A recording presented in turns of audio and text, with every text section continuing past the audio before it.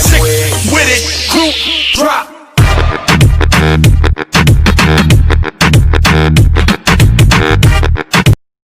Hello everyone, good morning.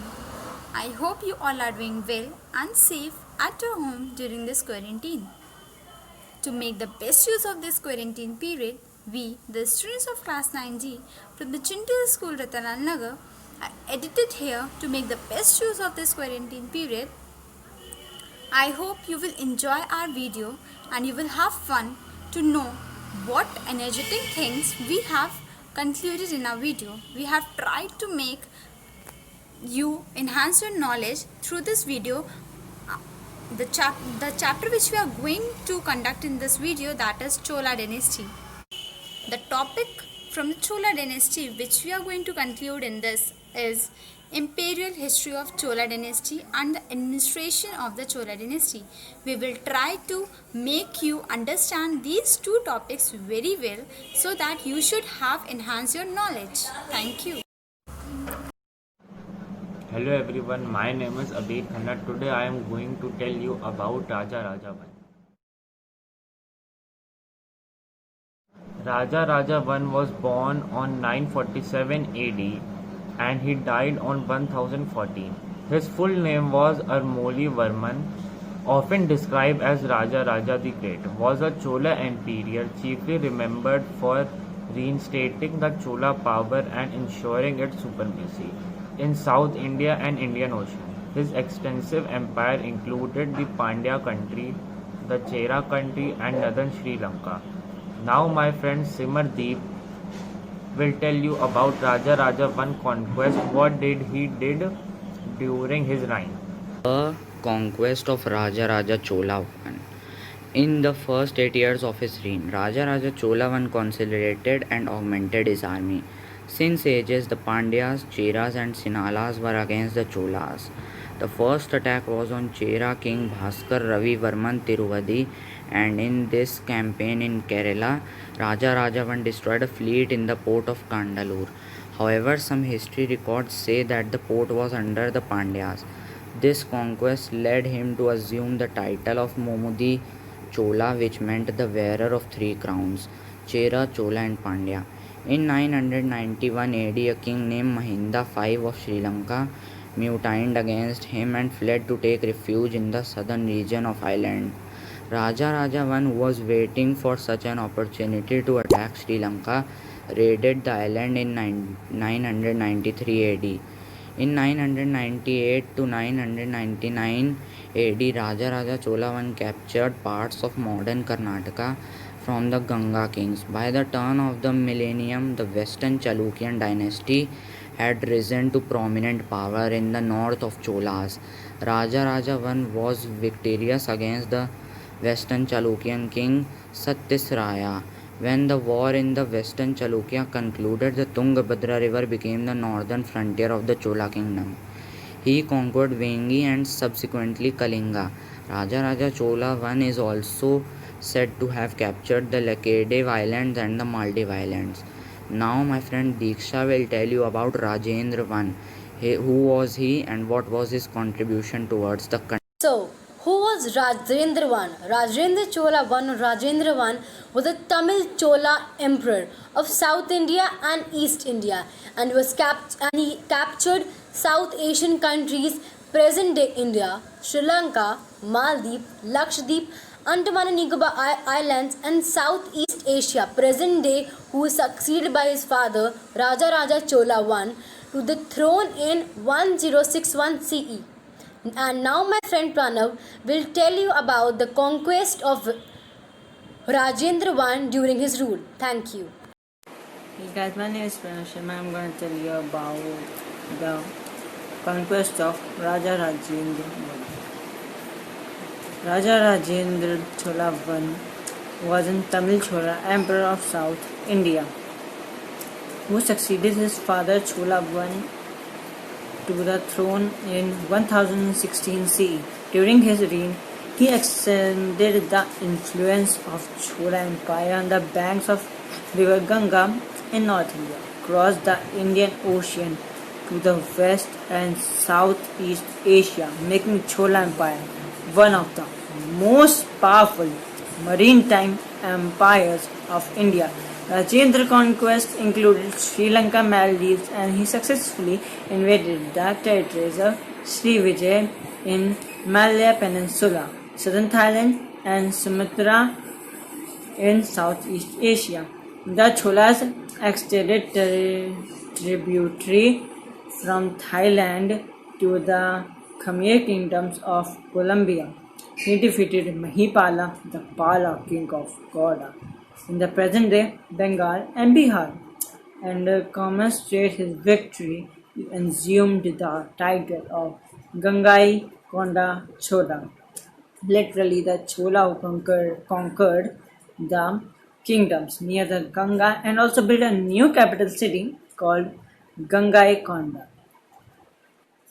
Present day. Now my friend Adu is gonna tell you about his successors. Succeeded by his son Raja Dhiraja I, who lost his life in the Battle of Koppam in Now we are going to 1052 start with AD. On his administration death, of Chola Rajendra II dynasty. was declared the next king of the battlefield itself. He was followed by his younger brother Veera Rajendra in 1063 AD. Traditional hostilities with the Chalukyas continued. He died in 1070 AD. He was succeeded by Kulutunga, who ruled from 1070 to 1112 AD. Kulutunga's successor had very little strength and energy, with the result that the Sri Lanka, Kerala, and the Pandyas, they all proclaimed their independence. The rise of the Hoysalas brought about complete disintegration of the Chola Empire. Now, my friend Abhinav will tell the more things to you. Were declared elected. There were committees to look after the specified units such as law and order, agriculture, irrigation, etc., which were called as Varyams. There were Varyams such as Samvatsara Varyam, Eri Varyam, Thotta Varyam, Panchavaryam, Ponnavaryam, and Puravuvari Varyam to carry out the functions of the village. The members were called Varya Perumakkal. The number of Varyams and members differed from village to village. There were many castes and subcastes prevalent in the Chola society. The practice of Sati and Devadasi system were prevalent. The women had the habit of saving money called Sirupadu. The weaving industry and metal works industry were developed. Commercial contacts were established with China, Sumatra, Java, and Arabia. Was one of the longest antique ruling dynasties in the history of southern India. In this module, you will learn about administration and social and economic conditions that prevailed during the Chola dynasty. The Chola rulers established a highly efficient system of administration. The empire was divided into mandalams. The mandalams were further divided into kottams, districts called Nadu or Valanadu, and villages called Urs. The Uttara Merur inscription of Parantaka I gives a detailed account of the village administration. Each village had a village assembly called Ur or Sabha, which looked after the administration of the village. The members of the village assembly were elected by the Kudavolai system. The names of the eligible persons were written on palm leaves and put into a pot. A boy or a girl would pick 13. Hello everyone, I am Mahesh Chaudhary of 9D and today I am going to tell you about the central administration, the monarch, his ministers and other officials of the Cholas. So let's start. So first we will start about the king. The king was the pivot around which holds the whole system based. The many festivals, the huge resources, the kingdom and the establishment of the court, they all enhance power and glory for a monarch. So now the king had a group of ministers representing a department to advise on his administrative affairs, and the administrative operated by a large number of officials. So they are divided into several groups. So here there are a higher rank which is known as Paryudanas and the lower rank is Sirudanas. Many of the officers had become hereditary, that is passed on a right from father to son. So now have a look towards the provinces and many other divisions of the administration from my friend Hari. And I am going to tell you about provinces and territorial divisions of the Cholas. The kingdom was divided into a number of provinces called mandalas, each placed under the charge of a viceroy, usually a prince of the royal family or one belonging to the landed nobility. Besides, there was the territories of those rulers who paid tributaries were Cholas to Chola kings in return for protections. The provinces were further subdivided into divisions, quarters. The districts, that was the group of villages, purams, and the village grama. All these territorial divisions had their respective assemblies comprised of notable persons, and those representing economic and vocational groupings, such as an assembly of whole mandalam was consulted, for instance, in the correction with the exceptions of land revenue because of severe drought in the province.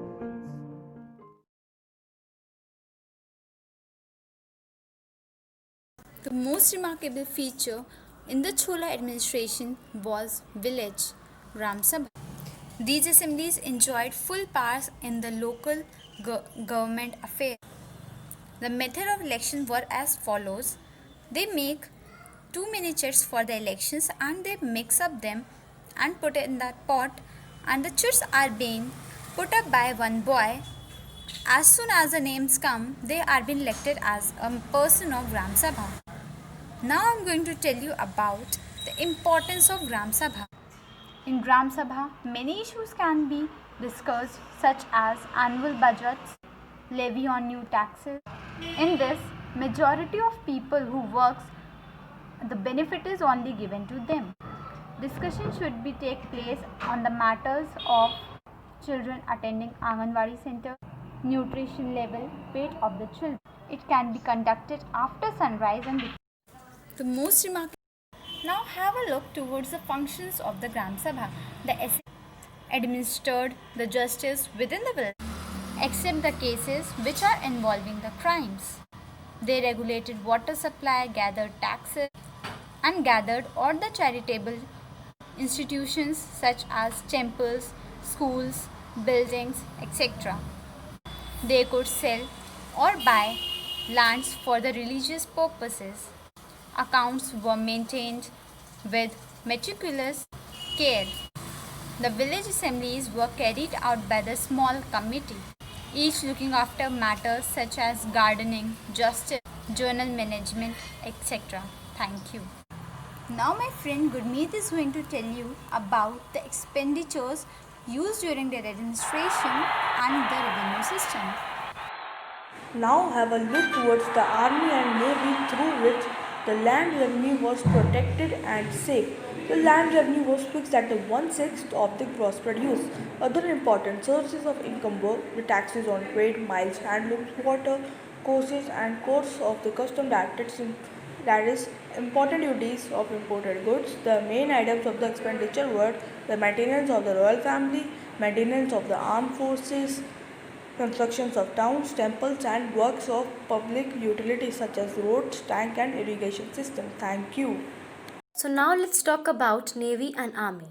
The Chola Navy comprised the naval forces of Chola Empire along with several other naval arms of the country.